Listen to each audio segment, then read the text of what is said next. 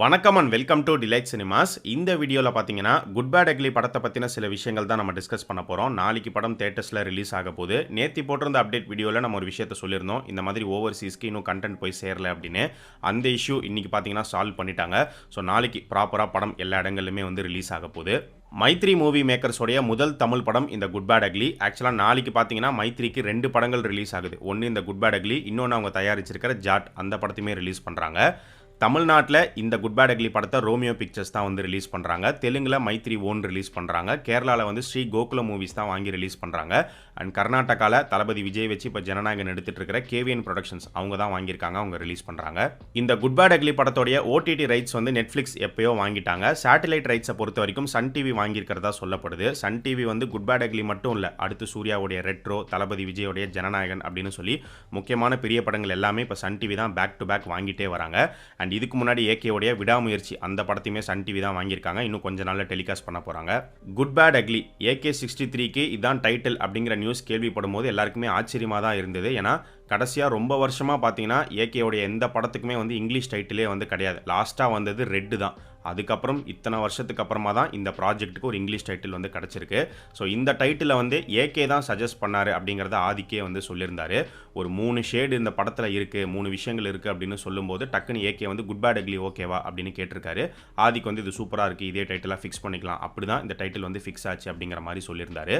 So ஏகேக்கு வந்து பழைய படங்கள் ரொம்ப பிடிக்கும் அப்படின்னு நினைக்கிறேன். ஏன்னா குட் பேட் அக்லி அப்படிங்கிறது ஒரு பழைய கிளின்ட் ஈஸ்ட்வுட் படத்தோடைய ஃபேமஸான ஒரு டைட்டில். 1966 வந்த ஒரு ஃபிலிம் அது.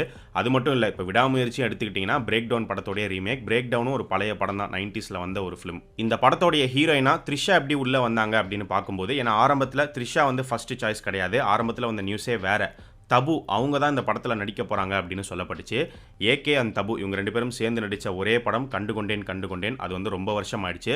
ஸோ ரொம்ப வருஷத்துக்கு அப்புறம் மறுபடியும் இந்த பேரை இந்த படத்தில் பார்க்க போகிறோம் அப்படிங்கிற மாதிரி தான் நியூஸ் வந்துட்டு இருந்துச்சு. பட் அதுக்கப்புறமா என்ன ஆச்சுன்னு தெரியல. தபு அவங்களுடைய கால் ஷீட் கிடைக்கலையா, என்ன பிரச்சனைங்கிறது தெரியல. அதுக்கப்புறமா தான் த்ரிஷா உள்ளே வந்தாங்க. த்ரிஷா இந்த படத்துக்குள்ளே வந்ததுக்கான முக்கிய காரணமே விடாமுயற்சி படம் தான். உங்களுக்கே தெரியும், விடாமுயற்சி, குட் பேட் அக்லி 2 படத்துக்கான ஷூட்டிங்குமே ஒரு டைமில் பேரலாக நடந்துட்டு இருந்துச்சு. ஸோ விடாமுயற்சி படத்துக்கான ஷூட்டிங் வந்து ப்ராப்பராக ஒரு ஸ்மூத்தாக நடக்கலை. நிறைய டிலேஸ் இருந்தது, நிறைய இஷ்யூஸ் இருந்தது.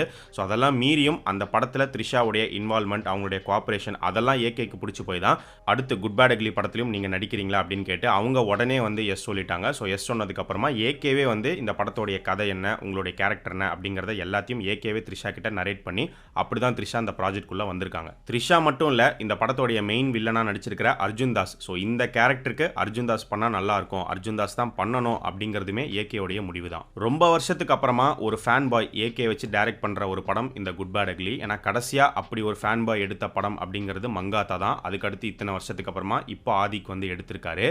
அண்ட் ஆதிக் ஏகே காம்போல இன்னொரு படமும் எதிர்பார்க்கலாம் அப்படிங்கிற மாதிரிமே நியூஸ் வருது. அது உடனே நடக்க போதா இல்லை கொஞ்சம் கேப்க்கு அப்புறம் நடக்குமா அப்படிங்கிறத வெயிட் பண்ணி தான் பார்க்கணும். இந்த படத்தோடைய ஹைலைட்டாக அமைஞ்சிருக்கிற இன்னொரு விஷயம் என்ன அப்படின்னு பார்த்தீங்கன்னா, குறிப்பாக ஃபேன்ஸுக்கு வந்து ஏகேவுடைய அந்த பாடி டிரான்ஸ்ஃபர்மேஷன் தான். ஏகேக்கு ஏற்பட்ட பாடி ஷேமிங் ட்ரால்ஸ் வந்து ரொம்பவே ஜாஸ்தி. அதனால் ஃபேன்ஸுமே கொஞ்சம் அப்செட்டாக தான் இருந்தாங்க. பட் இந்த படத்தில் ஏகே வந்து பயங்கரமாக வெயிட்டை ரெடியூஸ் பண்ணியிருக்காரு. ஆதிக்கு வந்து ஏகேவை பல டிஃப்ரெண்ட் லுக்ஸில் வந்து காமிச்சிருக்காரு. விண்டேஜ் ஏகேவை திரும்ப கொண்டு வந்திருக்காரு. ஸோ இதெல்லாம் பார்த்த உடனே ஃபேன்ஸ் வந்து பயங்கர ஹைப் ஆகிட்டாங்க.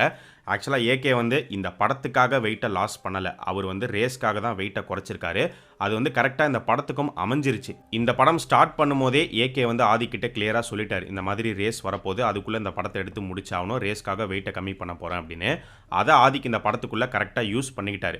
இந்த படத்துலையும் ப்ரெசென்ட் பாஸ்ட் 2 போர்ஷன்ஸும் இருக்குது, தேவைப்படுது. அதுக்கேற்ற மாதிரி ஏகே வெயிட்டை கம்மி பண்ணதுக்கப்புறமா பாஸ்ட் போர்ஷன்ஸ்லாம் எடுக்கலாம் அப்படின்னு சொல்லி வெயிட் பண்ணி கடைசியாக தான் எடுத்திருக்காங்க.